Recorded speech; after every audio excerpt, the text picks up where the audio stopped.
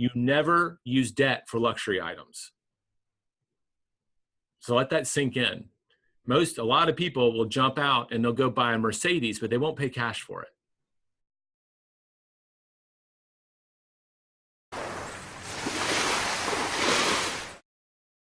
Streams for probably 14 years now, we've been living on one income stream, and the other income stream is purely for investing.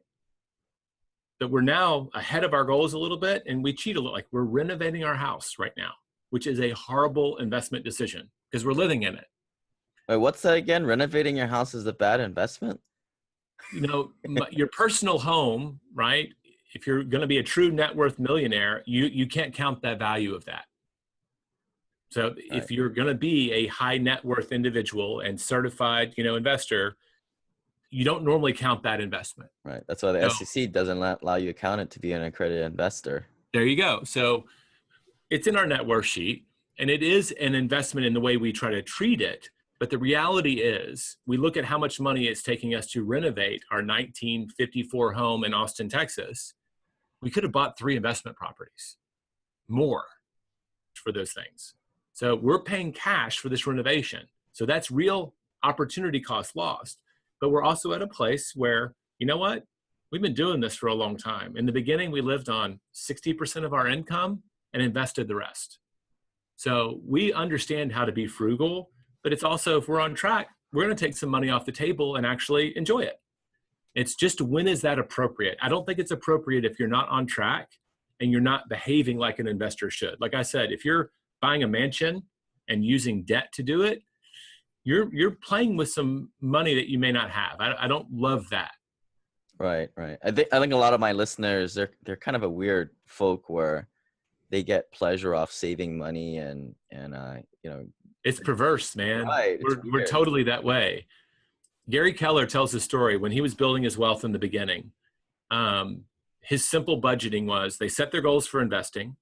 They had an investment account, and every time they got paid, a certain percentage of their income went into the investment account, right? It's kind of like a 401k. It just got removed from his checks. He didn't see it. It went there for the next investment. They had their budget account, and that grew as they grew in wealth, right? And that money went into account, and his wife was in charge of that. Let's pay the household bills. Let's do that. And they were so trained.